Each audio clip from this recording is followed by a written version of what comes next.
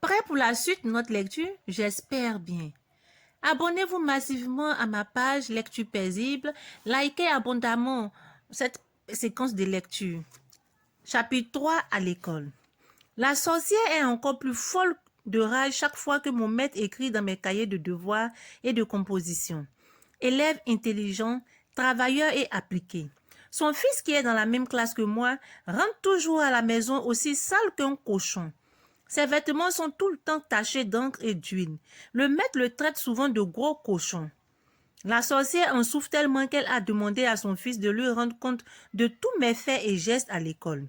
Mais il n'a pas le temps de s'occuper de moi. En classe, il passe son temps à dormir ou à bavader avec ses voisins en roulant de gros yeux. Il a souvent de mauvaises notes, si bien qu'il est puni la plupart du temps. Pendant la récréation, s'il n'est pas en train de purger une punition, il est occupé à avaler les gâteries que la sorcière glisse en cachette dans son cartable au moment de quitter la maison. Cette année, à la première composition, j'ai été le premier de la classe pendant que Gros Cochon traînait à la queue du classement. Quant à Katina, il est le 4e de sa classe. Papa a semblé fier de nos résultats, mais dès que la sorcière a roulé ses méchants yeux d'animal enragé et ouvert sa bouche, tout s'est gâté. Papa est devenu tout à coup très froid. Nous n'avons eu droit à aucun encouragement.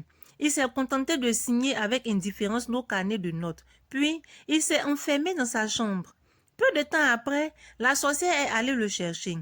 Elle m'a accusé d'être un très méchant garçon parce que je n'ai pas aidé son gros cochon de fils pendant la composition. Elle a dit que j'avais le cœur aussi noir que celui de ma mère. Elle a vociféré d'autres gros mots que je ne connais même pas. Il y en a que je n'ai pas retrouvés dans le dictionnaire du grand frère de série. La sorcière a exigé que papa écrive au maître pour réclamer que ces deux garçons soient désormais assis à la même table. Papa s'est exécuté avec empressement, sans broncher. Dès réception de la lettre, le maître s'est douté qu'il y avait un problème. Il m'a demandé ce qui se passait à la maison. Je lui ai tout raconté. Il a alors répondu à papa que chacun de ses garçons était bien à sa place et qu'il n'effectuerait pas de changement. Depuis ce jour, la sorcière lui voue une haine féroce. Elle crie à qui veut l'entendre que le maître déteste son fils. Elle accuse de corriger avec injustice les devoirs de ce dernier. Elle a poussé la bêtise jusqu'à rencontrer plusieurs fois le directeur de l'école pour se plaindre du maître.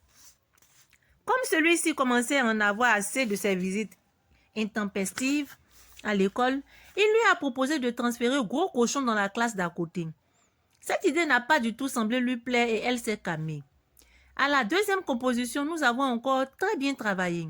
Gros Cochon, toujours aussi bête et minable, était le dernier de la classe. Ne dit-on pas que l'habitude est une seconde nature? La sorcière est devenue folle furieuse. Elle a alors inventé des astuces grossières pour m'empêcher de travailler à mon aise. Dès que vient l'heure d'étudier, je suis chargée de faire des commissions plus stupides les unes que les autres, dont ses propres enfants sont dispensés. Nafiomo, va voir si le feu est éteint dans la cuisine. Nafiomo, va voir si je n'ai pas oublié de mettre le couvercle sur la marmite. Nafiomo, va voir Madame Machin. Dis-lui que si l'autre jour je ne suis pas passée chez elle, c'est parce que j'étais fatiguée. Nafiomo, va réclamer ma camisole chez Madame Truc, etc. Elle est tellement longue, la liste de commissions, que je pourrais en remplir des cahiers. Quand j'ai compris à quel jeu elle se livrait, j'ai pris la ferme résolution de ne plus bouger même le petit doigt si jamais elle s'amusait à me déranger encore pendant les heures d'études. Dès mon premier refus d'exécuter ces ordres stupides, elle s'est jetée sur moi. Elle m'a labouré le visage de ses griffes, déchiré mes vêtements et craché sur moi en me traitant d'enfant diabolique. Papa est intervenu moellement. Sur un ton presque suppliant, elle l'a renvoyé paître d'un coup de gueule. Il est redevenu muet puis s'est enfermé dans sa chambre comme d'habitude. Vraiment, le basse de la sorcière est trop fort. Je n'ai pas pu étudier de la soirée à cause des vilaines injures que la sorcière a prononcées et des blessures qu'elle m'a faites. Je n'ai pas pleuré sur le moment parce que je ne voulais pas lui donner ce plaisir. Elle est devenue encore plus enragée en constatant que je suis restée digne malgré le traitement qu'elle m'avait fait subir.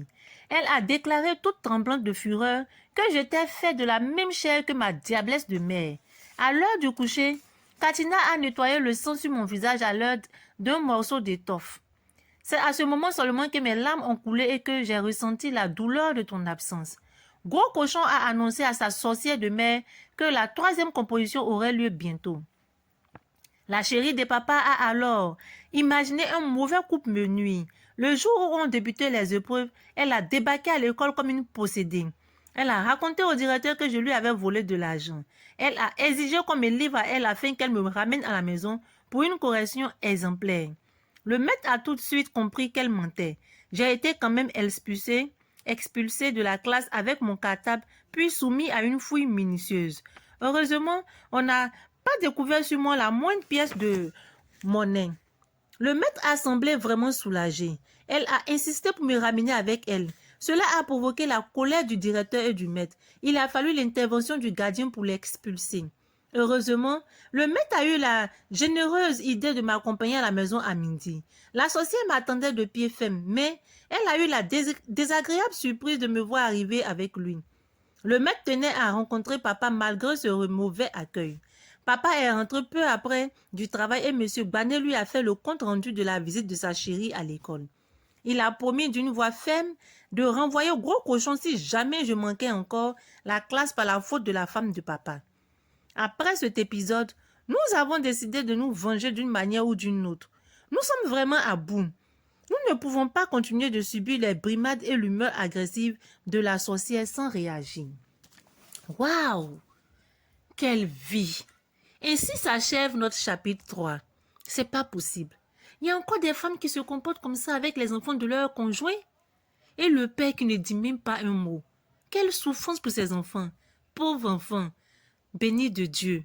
Ceux à qui le royaume du ciel appartient. C'est pas possible. Faire subir ces enfants quotidiennement de telles souffrances, cela est vraiment impossible à croire. Difficile même pour nous d'accepter cela. Que dis-je? Des enfants qui souffrent actuellement présentement de ce genre de services dans leur famille, les enfants orphelins soit de père ou de mère. Seigneur, que cela doit être vraiment difficile pour eux. Nous qui n'avons pas connu cela, que nous puissions dire merci au Seigneur pour la vie que nous avons vécue. Je vous dis à très bientôt pour la suite de ce roman très triste. Lorsque j'entends, quand je lis ce que les enfants traversent tous les jours, j'en ai vraiment mal au cœur. À très bientôt!